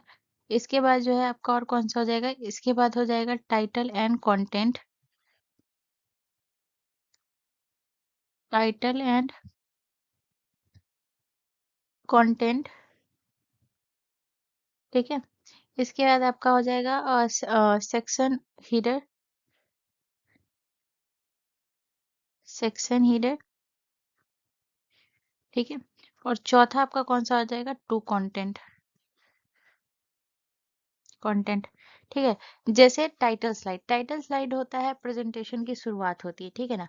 और टाइटल एंड कंटेंट की अगर मैं बात करूँ तो इसमें क्या हो जाता है, जैसे एक कंटेंट बॉक्स हो गया। और सेक्शन हीडर की अगर मैं बात करूँ तो ये होता है आपकी नई सेक्शन की शुरुआत होती है। और टू कंटेंट की अगर दो अलग अलग कंटेंट बॉक्स होते हैं, जैसे कि टेक्स्ट और इमेज जो हो गया, ये आपका टू कंटेंट हो गया। तो पावर पॉइंट में जो लेआउट होता है वो 4 प्रकार का होता है, जो कि आपको ये याद रखना है, ठीक है। चलिए नेक्स्ट क्वेश्चन की तरफ। अगला क्वेश्चन हमारा क्वेश्चन नंबर 24 है गाइस। क्वेश्चन नंबर 24 कह रहा है कि एमएस वर्ड में होम की का उपयोग किस लिए होता है। तो एमएस वर्ड में होम की का उपयोग होता है कर्सर को स्क्रीन के शुरुआत में ले जाना, या फिर कर्सर को लाइन के अंत में लाना, कर्सर को लाइन के शुरुआत में ले जाना, या फिर उपयुक्त में से कोई नहीं। तो इसका जो करेक्ट आंसर हो जाएगा वो हो जाएगा ऑप्शन सी, ठीक है ना। कर्सर को लाइन के शुरुआत में ले जाना, ये होता है आपका, क्या होता है, एमएस वर्ड में होम की का उपयोग होता है। और इसको कर्सर की अगर शुरुआत में ले जाना है, तो इसका शॉर्टकट की क्या हो जाएगा, कंट्रोल प्लस होम हो जाएगा। तो ये क्या हो जाता है, डॉक्यूमेंट के शुरुआत में चला जाता है।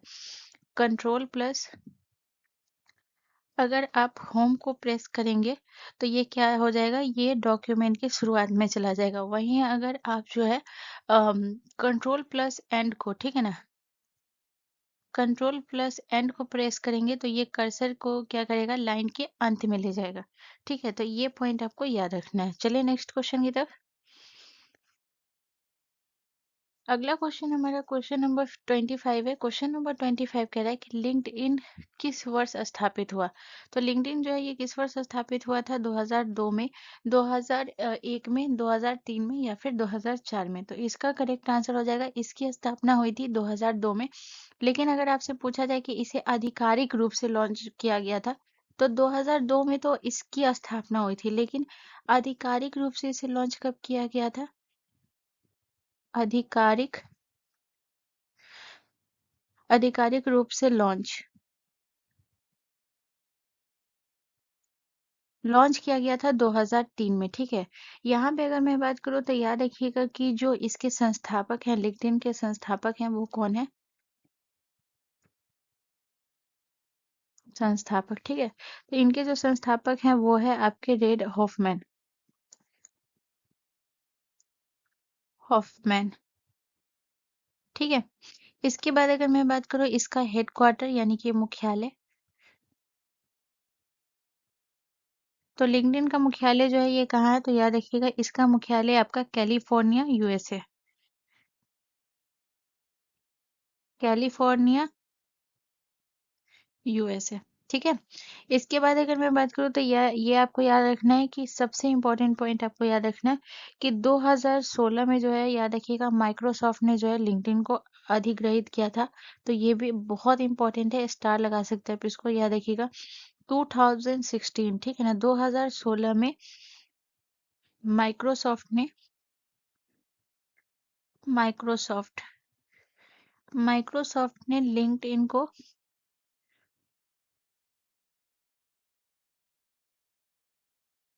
अधिग्रहित किया था,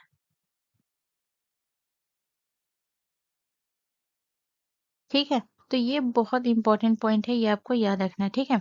अच्छा, लिंक्डइन का जो है इसमें काम क्या करता है, ठीक है ना, तो ये भी बहुत इंपॉर्टेंट पॉइंट है, याद रखिएगा। जैसे कि इसका अगर मैं महत्व की अगर मैं बात करूँ, जैसे इसका महत्व क्या है, तो याद रखिएगा इसमें क्या, ये जो है ना लिंक्डइन जो है ये आपका प्रोफेशनल नेटवर्किंग प्लेटफॉर्म है, जिसमें लोग अपना करियर प्रोफाइल बनाते हैं, ठीक है ना। और इसमें लोग एम्प्लॉय वगैरह को खोजते हैं। तो लिंक्डइन जो होता है, याद रखिएगा ये आपका है प्रोफेशनल नेटवर्किंग प्लेटफॉर्म, प्रोफेशनल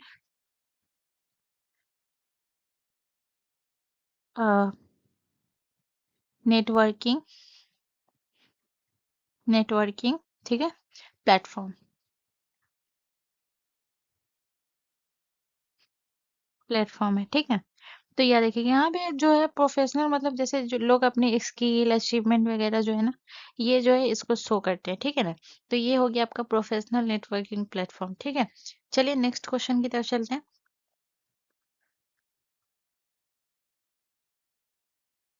अगला क्वेश्चन हमारा क्वेश्चन नंबर 26 है। क्वेश्चन नंबर 26 कह रहा है कि विंडोज 10 किस वर्ष लॉन्च हुआ था। तो विंडोज 10 जो है ये किस वर्ष लॉन्च हुआ था, तो ये हुआ था आपका 2015 में जो है ये लॉन्च हुआ था, ठीक है ना। तो ऑप्शन आपका B, sorry C correct answer हो जाएगा 2015 में, जिसमें इसमें जो था वो स्टार्ट मेन्यू था, फिर उसके बाद जो है वर्चुअल डेस्कटॉप वगैरह था, ठीक है ना, वॉइस असिस्टेंट था, एज ब्राउजर था, टच और डेस्कटॉप दोनों के लिए जो है ये ऑप्टिमाइज कर सकते थे। तो ये सारी खूबियाँ जो थी ये विंडोज 10 में थी। वहीं अगर मैं बात करूँ और थोड़ा अ, अभी जैसे लेटेस्ट की अगर मैं बात करूँ तो आपका लेटेस्ट जो है ना वो विंडो 11 है, ठीक है। लेटेस्ट आपका कौन है, विंडो 11, ठीक है।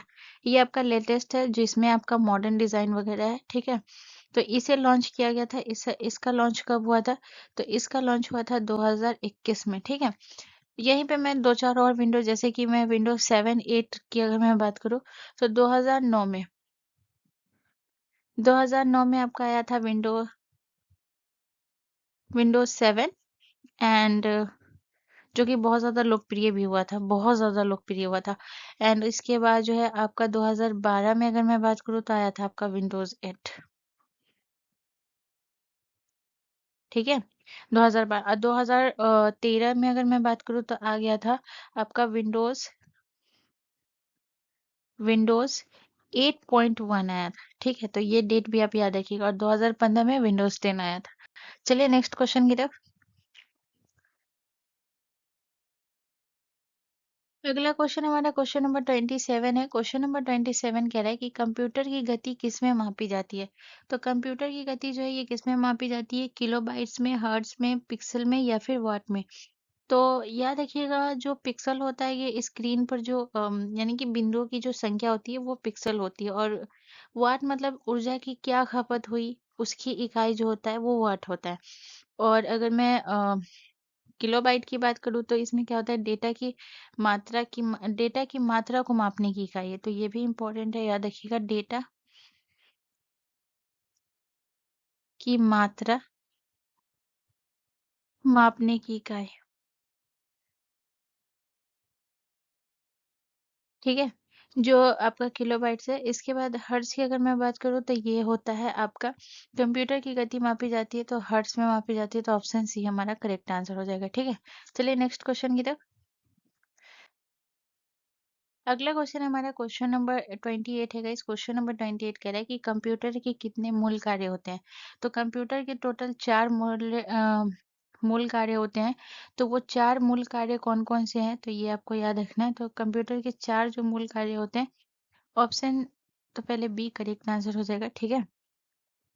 जैसे चार मूल कार्य में हो गया आपका इनपुट,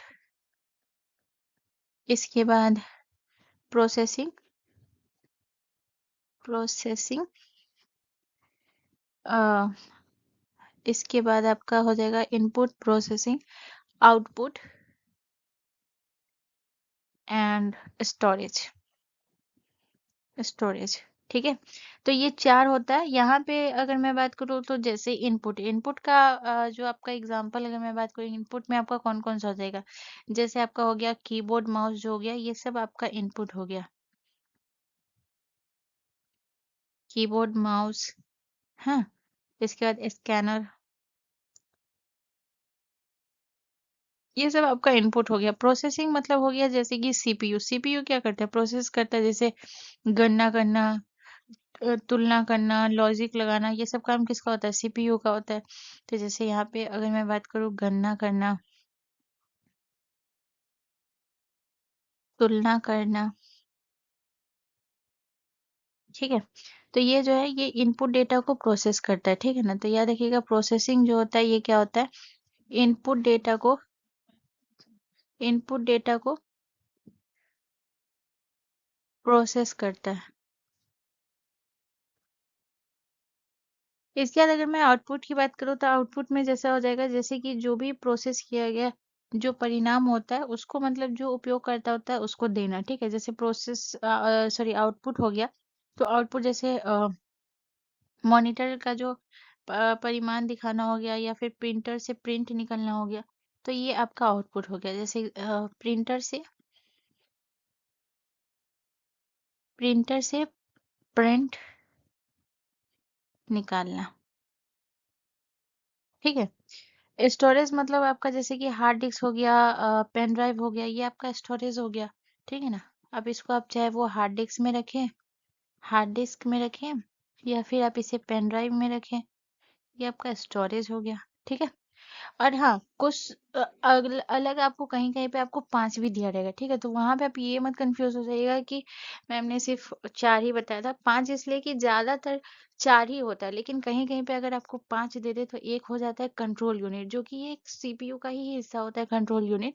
और ये क्या करता है, ये जो आपका इनपुट प्रोसेसिंग आउटपुट और स्टोरेज होता है ना, इसको नियंत्रित करता है। ठीक है ना। तो याद रखिएगा, एक होता है आपका कंट्रोल यूनिट, जो कि ये किसका होता है, कंट्रोल यूनिट। ठीक है ना। ये जो होता है ना, ये क्या करता है, ये चारों को नियंत्रित करता है।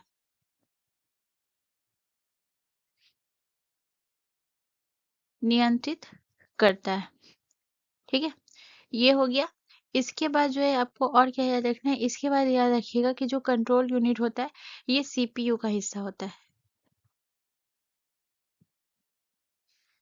सीपीयू का हिस्सा होता है। ठीक है। चलिए नेक्स्ट क्वेश्चन की तरफ। अगला क्वेश्चन हमारा क्वेश्चन नंबर 29 है। क्वेश्चन नंबर 29 कह रहा है कि एमएस वर्ड में F8 को 3 बार दबाने से क्या सिलेक्ट होता है। तो MS वर्ड में F8 को 3 बार दबाने से क्या सिलेक्ट होगा, तो इसका जो करेक्ट आंसर हो जाएगा वो हो जाएगा, 3 बार प्रेस करने से जो है ये आपका क्या बनता है, एक सेंटेंस बनता है। ठीक है ना। तो अगर आप इसे 3 बार प्रेस करते हैं तो क्या बनता है, पूरा वाक्य बनता है। तो इसका करेक्ट आंसर हो जाएगा, पूरा सेंटेंस बनता है। ठीक है। यहाँ पे अगर मैं बात करूँ तो जैसे F8 को, यहाँ पे अगर मैं बात करूँ F8, ठीक है ना, तो इसको अगर हम एक बार प्रेस करेंगे, एक बार प्रेस करेंगे, तो इसको अगर हम एक बार प्रेस करेंगे तो जो सिलेक्शन मोड होता है वो चालू हो जाता है। ठीक है ना। एक बार प्रेस करने से क्या होता है, सिलेक्शन सिलेक्शन मोड क्या होता है, ऑन हो जाता है। ठीक है। इसके बाद अगर मैं इसे 2 बार प्रेस करूंगी, तो 2 बार प्रेस करने से क्या होता है, 2 बार प्रेस करने से एक शब्द बनता है, एक शब्द होता है। इसके बाद 3 बार प्रेस करने से क्या होता है, वाक्य बनता है, एक वाक्य बनता है। ठीक है। 4 बार प्रेस करने से क्या होता है, एक पैराग्राफ बनता है, एक पैराग्राफ बनता है। और 5 बार प्रेस करने से क्या होता है, पूरा डॉक्यूमेंट बनता है, पूरा डॉक्यूमेंट। ठीक है। चलिए नेक्स्ट क्वेश्चन की तरफ। अगला क्वेश्चन हमारा क्वेश्चन नंबर 30 है। क्वेश्चन नंबर 30 कह रहा है कि माइक्रोसॉफ्ट पावर पॉइंट में अधिकतम जूम कितना प्रतिशत है। तो अधिकतम जूम का जो प्रतिशत है वो क्या है, तो याद रखिएगा अधिकतम 400 है। ठीक है ना। तो याद रखिएगा, जो मिनिमम होता है, जो न्यूनतम होता है, न्यूनतम न्यूनतम 10% होता है, और जो अधिकतम होता है, अधिकतम वो होता है 400%। ठीक है। तो गाइज आज का सेशन यही कंप्लीट होता है। यहाँ से रिलेटेड कोई भी कंफ्यूजन, कोई भी दिक्कत है तो आप मुझसे कमेंट करके पूछ सकते हैं। इसके अलावा आपको वन शॉट का स्टैटिक जीके का दिखेगा, इसके बाद पॉलिटी, हिस्ट्री, ज्योग्राफी भी मैं लेकर आऊंगी। तो अगर आपको ये सेशन अच्छा लगा है तो प्लीज चैनल को जरूर सब्सक्राइब कर ले, एंड बेल आइकन पे जरूर क्लिक कर ले। मिलते हैं नेक्स्ट वीडियो में। जय हिंद।